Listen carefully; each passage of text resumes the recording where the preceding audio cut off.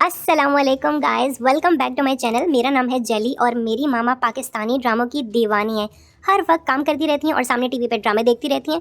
मैं भी मामा के साथ ही होता हूं, तो मुझे भी सारे ड्रामों की स्टोरी पता चल गई है। आज की वीडियो में मैं शेयर करूंगा आपसे रिव्यू ऑफ ड्रामा सीरियल जिनकी शादी उनकी शादी एपिसोड नंबर 18 से लेकर 20 तक। चलो भाई। एपिसोड के ओपनिंग सीन में हम देखते हैं कि हमारा जो अली है ना, वो निदा को बताता है कि निदा यार, अगली पहेली तो बहुत मुश्किल है। निदा कहती है कि बताओ क्या है अगली पहेली, ज़रा पढ़ के बताओ, तुमने बताई तो थी लेकिन मैं भूल गई हूँ। तो खैर अली कहता है, गांव से दूर हैं अहले कबूर हैं, मट्टी में दफन है, एक कागज़ को हिला देना एक को जला देना। इसका क्या मतलब हुआ? ये क्या है? तो खैर निदा कहती है, अरे हाँ मुझे याद आया, हम लोगों ने केमिस्ट्री लैब में पढ़ा था, मिस फरहाना नाम था हमारी टीचर का। उन्होंने बताया था कि फॉस्फोरिक इंक को अगर जलाओ तो उस पे से तहरीर उभरती है। अरे हाँ यही तो बताया था उन्होंने। तो खैर हमारा अली तो फ़ैन हो जाता है और कहता है कि यार तू बहुत इंटेलिजेंट लड़की है, तो मुझे पहले क्यों नहीं मिली। अगले सीन में हम देखते हैं कि निदा की अम्मी एक जगह पहुंच जाती हैं और कहती हैं, आपको पता है यहाँ से बुज़ुर्ग बदरुद्दीन साहब का मज़ार कहाँ है? तो वो बंदा बताता है कि यहाँ से 200 किलोमीटर दूर एक बड़ा सा कब्रिस्तान है, उसके पीछे बुज़ुर्ग बदरुद्दीन साहब का मज़ार आपको मिल जाएगा। खैर वो चली जाती हैं। अगले सीन में हम देखते हैं कि अली और निदा ने कागज़ को आग के ऊपर जलाया तो वाकई तहरीर उभरना शुरू हो गई है और उसके ऊपर लिखा हुआ है, इल्म एक बहुत बड़ी दौलत है। अगले सीन में हम लोग देखते हैं कि निदा की अम्मी पहुंच चुकी हैं बदरुद्दीन साहब के पास और गाइस उनसे कहती हैं कि बदरुद्दीन साहब आप कोई ऐसा तावीज़ मुझे दें कि मेरा जो देवर नहीं क्या होता है, दामाद, मेरा दामाद मेरी बेटी का लट्टू हो जाए, उस पर आशिक हो जाए। हाय हाय हाय हाय। तो बस बदरुद्दीन साहब उनको एक तावीज़ दे देते हैं और कहते हैं कि ये आप अपने दामाद को देंगी ना तो सच्ची मोहब्बत मिल जाएगी उसको उसकी। खैर तावीज़ देख के हमारी निदा भी काफ़ी खुश हो जाती है कि अब तो मुझे अली से कोई नहीं बचा सकता। अगले सीन में हम देखते हैं कि अली आराम से अपने बिस्तर पे रेस्ट कर रहा होता है कि इतने में उसके भाई असद उसके पास आते हैं और कहते हैं कि यार अली, तू 4 हफ्तों से एक ही ज़िद कर रहा है, मैं समझ नहीं पा रहा कि तेरे दिमाग में चल क्या रहा है। तू एक जिनज़ादी से शादी करेगा और चल शादी कर भी ली, कल को तुम दोनों के बच्चे होंगे, वो इंसान होंगे या वो चुड़ैल होंगे? तो खैर अली कहता है कि भाई मोहब्बत किसी कानून को नहीं मानती, मैं उससे मोहब्बत करता हूँ और मैं सिर्फ़ और सिर्फ उसी से शादी करना चाहता हूँ।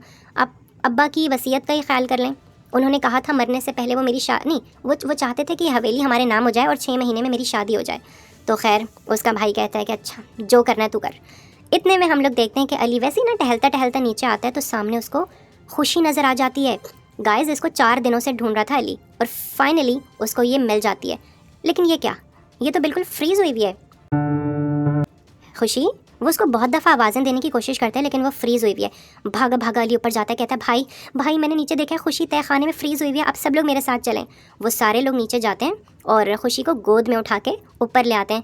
पता है गोद में उठा के इसलिए लाते हैं क्योंकि जिनों का वज़न बहुत ज़्यादा होता है तो एक बंदा नहीं उठा सकता उसको। अली उसको कहता है, ये देख खुशी मेरे बदबूदार जूते, इनकी खुशबू से जाग जा प्लीज़। अबे साले। लेकिन वो उससे भी नहीं जागती।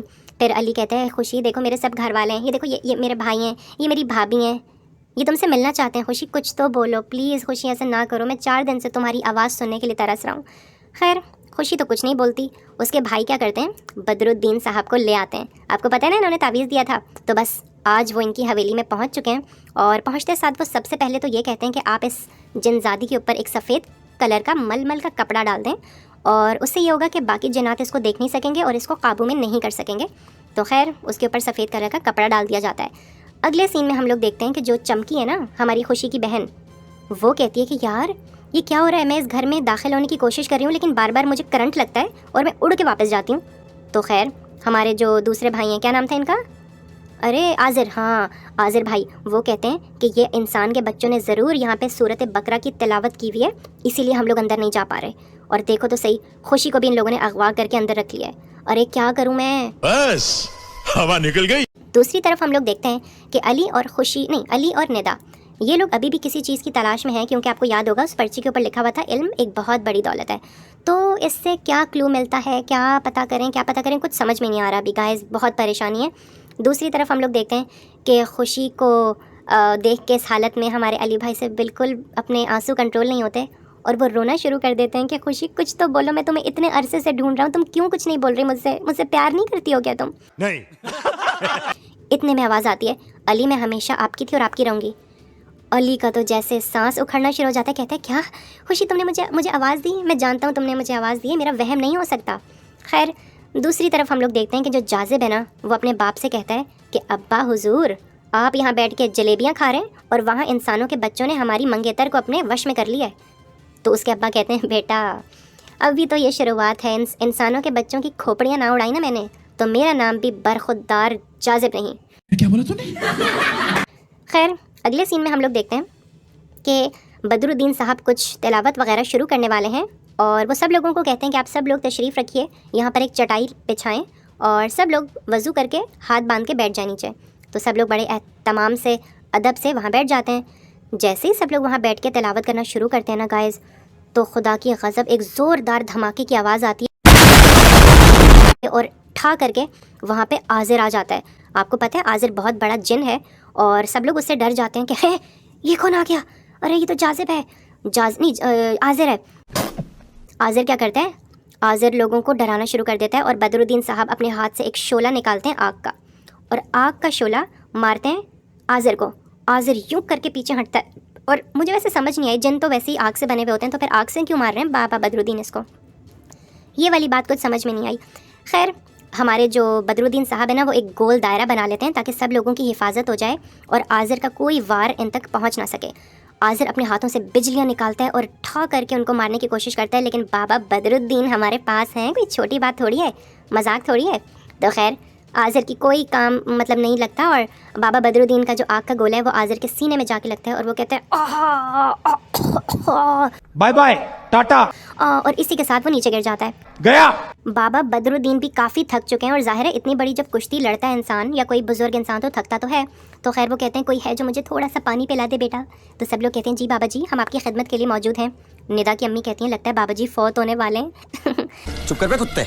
लेकिन बाबा जी कहते हैं अरे खबीसो अभी कहाँ से फौत होने वाला हूँ मैं, पानी पिलाओ और मैं एकदम जानवर हो जाऊँगा। तो खैर इतने में हम लोग देखते हैं कि क्योंकि अब आज़िर मर चुका है या पता नहीं कहाँ मरा या नहीं मरा हमें नहीं पता, लेकिन खुशी अचानक से उठ के बैठ जाती है और देखती कि है मेरे आसपास इंसान है।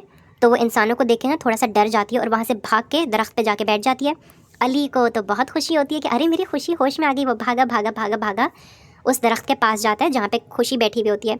तो खुशी कहती है कि अली जब मैं फ्रीज़ हुई हुई थी ना उस वक्त मैं कुछ नहीं बोल सकती थी और ना मैं हिल सकती थी, लेकिन मुझे तुम लोगों के घर में होने वाली सारी बातों की आवाज़ें आ रही थी, मैं सब कुछ सुन सकती थी और मैंने जो कुछ सुना है उससे ये पता चलता है कि तुम्हारे घर वाले हमारी मोहब्बत के दुश्मन हैं और मुझे अपनी बहू नहीं बनाना चाहते। लेकिन फिर भी अली उसको मना के किसी तरह ना ले आता है अंदर और कहता है कि बाबा जी खुशी इस्लाम कबूल करना चाहती है और उसके बाद ये मेरे निकाह में आना चाहती है। तो खैर हमारे बुज़ुर्ग बाबा बदरुद्दीन साहब कहते हैं कि बेटा ये तो बहुत खुशी की बात है। बिस्मिल्लाहिर्रहमानिर्रहीम वो उसको मुसलमान करने की कोशिशें शुरू कर देते हैं, लेकिन इतने में हमारे असद भाई किसी रवायती विलन की तरह खड़े हो जाते हैं और कहते हैं कि ये शादी नहीं हो सकती, इसके लिए तुम्हें मेरी लाश पर से गुजरना होगा। अली कहते हैं कि भाई मैं खुशी से मोहब्बत करता हूँ, अगर इसके घर वाले हमारे दुश्मन हैं तो इसमें इसका तो कोई कसूर नहीं है, आप मुझे कोई एक ऐसी दलील दे दें कि मैं इसको छोड़ूं। लेकिन उसके भाई के पास कोई दलील नहीं है और खुशी खुश होती है कि कम से कम अली उसका साथ दे रहा है और इसी के साथ एपिसोड क्लोज हो जाता है। गाइस नेक्स्ट वीडियो में मिलता हूँ, मेरी वीडियो को लाइक कर दें, चैनल को सब्सक्राइब कर दें और अपना बहुत ख्याल रखें, सर्दियाँ हो गई हैं।